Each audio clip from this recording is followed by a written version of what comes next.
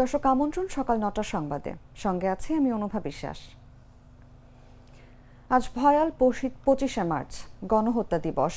বাঙালি জাতির জীবনে 1971 সালের এই দিন শেষে এক বিভীষিকাময় ভয়াল রাত নেমে এসেছিল। অপারেশন সার্চলাইট এর নামে পাকিস্তানি হানাদার বাহিনী নিরস্ত্র বাঙালির উপর চালায় নির্মম গণহত্যা। সেই কালরাতে আগুন, গুলি আর আর্তনাদের স্তব্ধ হয়ে পড়ে ঢাকা। শহীদদের স্মরণে এবং ইতিহাসের এই নৃশংসতাকে নতুন প্রজন্মের কাছে তুলে ধরতে দেশজুড়ে যথাযোগ্য মর্যাদায় পালিত হচ্ছে গণহত্যা দিবস। 25 মার্চ 1971, দুঃস্বপ্নের মতো এক রাত। নিরস্ত্র মানুষের ওপর সেদিন নেমে এসেছিল আগুন আর গুলির ঝড়। ঢাকা শহর জুড়ে শুরু হয় পাকিস্তানি বাহিনীর বর্বরতা। তাদের মূল লক্ষ্য ছিল স্বাধীন ভূখণ্ড, তার মানুষ আর মানুষের সুন্দর ভবিষ্যতের স্বপ্ন ধ্বংস করে দেয়া। ভয়াল সেই রাতে হঠাৎ করেই বদলে যায় সবকিছু। অন্ধকারে ঢেকে যায় শহর, চারদিকে গুলির শব্দ, আগুনের লেলিহান শিখা। ঢাকা বিশ্ববিদ্যালয় এলাকা হয়ে ওঠে হামলার প্রধান লক্ষ্য। ছাত্র, শিক্ষক, নিরস্ত্র মানুষ, কেউই রক্ষা পায়নি সেই নির্মমতা থেকে। এই কালরাতে পাকিস্তানি সামরিক বাহিনী অপারেশন সার্চলাইটের নামে বাংলাদেশের নিরস্ত্র নিরপরাধ স্বাধীনতাকামী জনগণের ওপর ইতিহাসের অন্যতম নৃশংস গণহত্যা চালায়। 2017 সাল থেকে জাতীয়ভাবে 25 মার্চ গণহত্যা দিবস হিসেবে পালিত হয়ে আসছে। যথাযথভাবে দিবসটি পালনে নানান কর্মসূচি গ্রহণ করা হয়েছে। এ উপলক্ষে রাষ্ট্রপতি মোহাম্মদ শাহাবুদ্দিন ও প্রধানমন্ত্রী তারেক রহমান পৃথক বাণীতে সেই ভয়াল রাতে শহীদদের স্মৃতির প্রতি গভীর শ্রদ্ধা জানান। নিউজ ডেস্ক, জাগো নিউজ।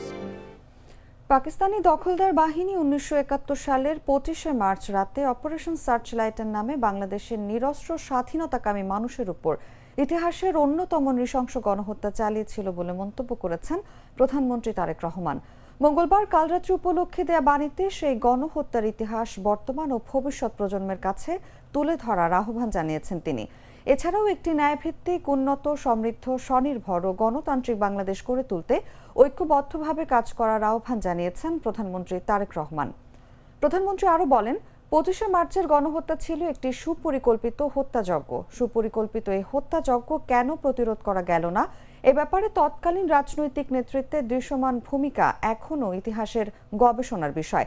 তবে 25শে মার্চ দিবাগত রাতে ওই রিভল্ট বলে গণহত্যার বিরুদ্ধে আনুষ্ঠানিকভাবে সশস্ত্র প্রতিরোধ গড়ে তোলে চট্টগ্রামের 8ম ইস্ট বেঙ্গল রেজিমেন্ট। গণহত্যা প্রতিরোধের মধ্য দিয়ে শুরু হয়ে যায় দীর্ঘ 9 মাসের সশস্ত্র মুক্তিযুদ্ধ। এ সময় সব শহীদের বিদেহী আত্মার মাগফিরাত কামনা করেন তিনি।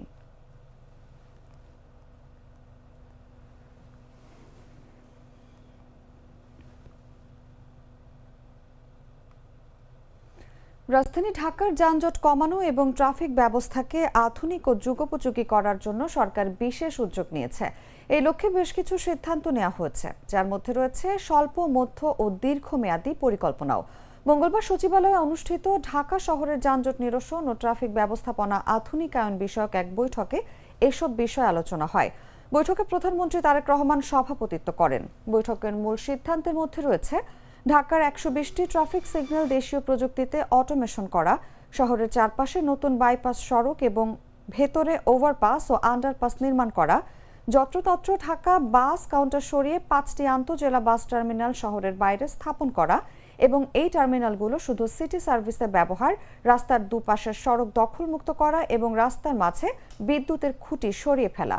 ঢাকা শহরের ভেতরে লেভেল ক্রসিং এর ম্যানুয়াল ব্যবস্থা বজায় রেখে অটো সিগন্যাল লাইটিং সিস্টেম চালু করা, সিটি বাসকে জিপিএস সিস্টেমের আওতায় আনা, অধিকাংশ ফুটওভার ব্রিজে চলন্ত সিঁড়ি স্থাপন করা এবং হাসপাতাল এলাকায় দেশীয় প্রযুক্তিতে তৈরি লিফট বসানো। ঢাকার 2টি সিটি কর্পোরেশনের প্রশাসকরা জানিয়েছেন, নির্ধারিত সময়সীমা অর্থাৎ আগামী 1 মাসের মধ্যে ধাপে ধাপে পরিকল্পনা বাস্তবায়নের মাধ্যমে ঢাকার যানজট পরিস্থিতির দৃশ্যমান উন্নতি নিয়ে আসার চেষ্টা করা হবে। এই বিষয়ে তাৎক্ষণিক ও সমন্বিত পদক্ষেপের ইঙ্গিত দিয়েছেন তারা।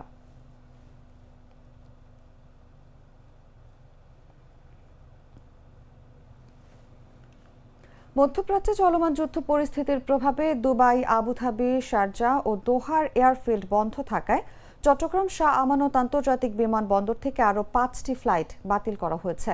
মঙ্গলবার রাত 10টা 18 মিনিটে চট্টগ্রাম শাহ আমানত আন্তর্জাতিক বিমানবন্দর কর্তৃপক্ষের জনসংযোগ কর্মকর্তা প্রকৌশলী মোহাম্মদ ইব্রাহিম খলিল বিষয়টি জাগো নিউজকে নিশ্চিত করেছেন।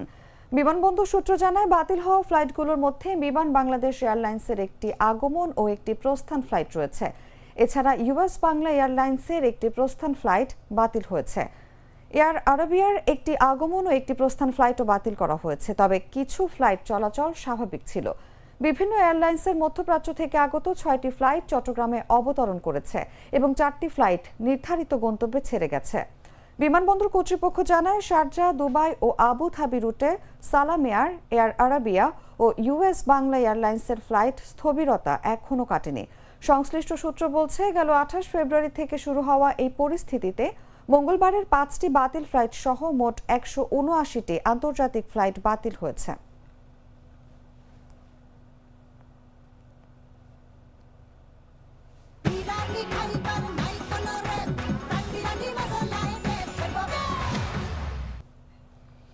লক্ষ্মীপুরের চন্দ্রগঞ্জে আধিপত্য বিস্তারকে কেন্দ্র করে দুই গ্রামের দুই গ্রুপের মধ্যে গোলাগুলির ঘটনা ঘটেছে। এতে আব্দুর রহিম নামে এক পথচারী গুলিবিদ্ধ ও সাইফুল ইসলাম মানিক নামে একজনকে পিটিয়ে আহত করা হয়। মঙ্গলবার রাত 9টার দিকে সদর উপজেলার চন্দ্রগঞ্জ পশ্চিম বাজারে আফজাল রোডের মুখে চন্দ্রগঞ্জ ইউনিয়নে বিএনপির কার্যালয়ের সামনে এই ঘটনা ঘটে। প্রত্যক্ষদর্শী ও স্থানীয় সূত্র জানায়, চন্দ্রগঞ্জ ইউনিয়নের দেওপাড়া গ্রাম ও শেখপুর গ্রামের লোকজনের মধ্যে আধিপত্য বিস্তার নিয়ে সোমবার ঝামেলা হয়। এর জের ধরেই মঙ্গলবার ঘটনার সময় উভয় পক্ষের মধ্যে গোলাগুলির ঘটনা ঘটে। এতে দেওপাড়া গ্রামের নেতৃত্বে রাকিব পাটোয়ারি ও শেখপুর গ্রামে মিতুল নামে একজন নেতৃত্ব দেয়। রাকিবের লোকজন অস্ত্রধারী ছিল। তিনি হত্যা ও অস্ত্র মামলার আসামি বলে জানা গেছে। ঘটনার সময় আব্দুর রহিম নামের এক পথচারীর বাম পায়ে গুলিবিদ্ধ হয় এবং মানিককে এলো পাতারি চেইন দিয়ে পিটিয়ে আহত করা হয়। পরে তাদেরকে আহত অবস্থায় উদ্ধার করে হাসপাতালে ভর্তি করে স্থানীয়রা।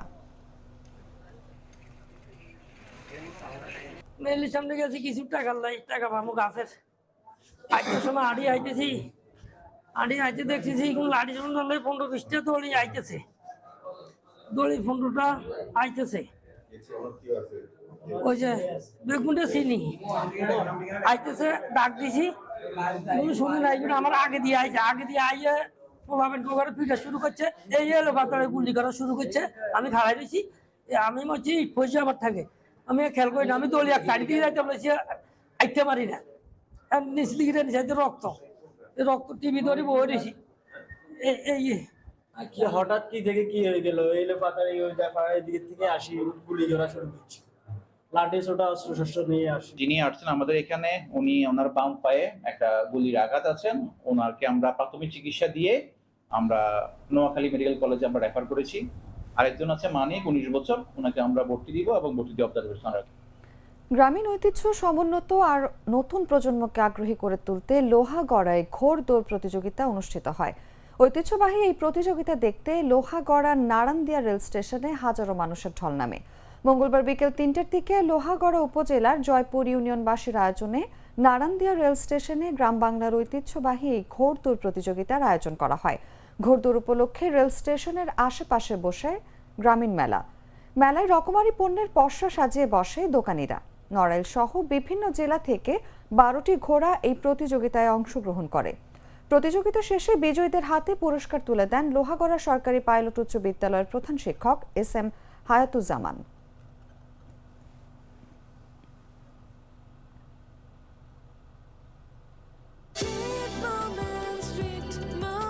Treat chocolate, treat moment, sweet moment. জানাবো আন্তর্জাতিক সংবাদ।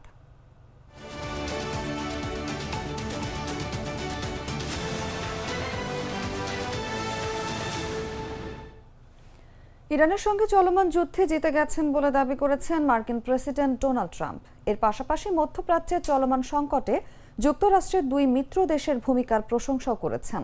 মঙ্গলবার হোয়াইট হাউসে মধ্যপ্রাচ্য সংঘাত নিয়ে সাংবাদিকদের তিনি এসব কথা বলেন। বরাবরের মতো এদিনও ইরানে যুক্তরাষ্ট্রের অভিযানকে তিনি সফল বলে দাবি করেন। ট্রাম্প মধ্যপ্রাচ্যের এই পরিস্থিতিতে সংযুক্ত আরব আমিরাতকে চমৎকার এবং কাতারকে মহান বলে অভিহিত করেন। তাকে সাংবাদিকরা এই সময় জিজ্ঞেস করেন, ইরানের সঙ্গে শান্তি চুক্তির ব্যাপারে তিনি আশাবাদী ছিল কিনা। জবাবে ট্রাম্প বলেন, এই যুদ্ধ জয় করা হয়ে গেছে। এই সময় ট্রাম্পকে তার জ্যেষ্ঠ উপদেষ্টা জ্যারেড কুশনার ও মধ্যপ্রাচ্য বিষয়ক দূত স্টিভ উইটকফকে ইরানের মধ্যে ইরানের সঙ্গে মধ্যস্থতায় পাঠানোর ব্যাপারে জিজ্ঞেস করা হয়।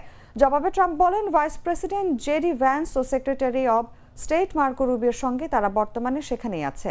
তিনি এ সময় আবারও দাবি করেন, ইরানের শাসকেরা এই ব্যাপারে সম্মত হয়েছেন যে তারা ভবিষ্যতে কখনোই পারমাণবিক অস্ত্র তৈরি করবে না।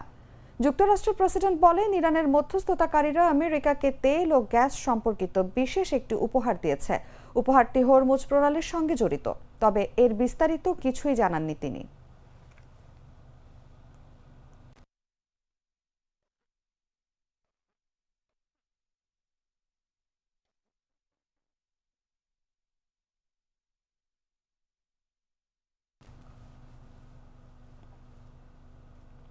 সংবাদ শেষ করব খেলার খবর জানিয়ে।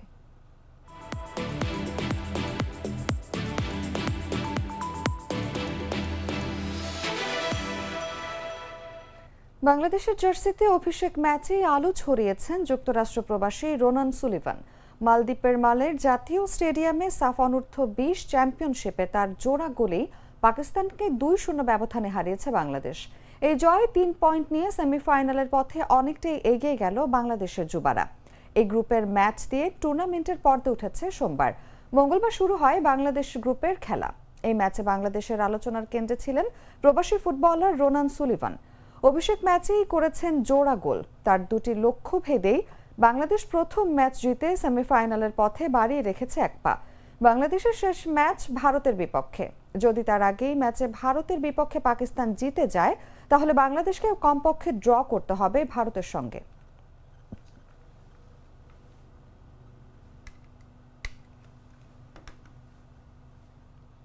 দর্শক, এই ছিল এখনকার মতো।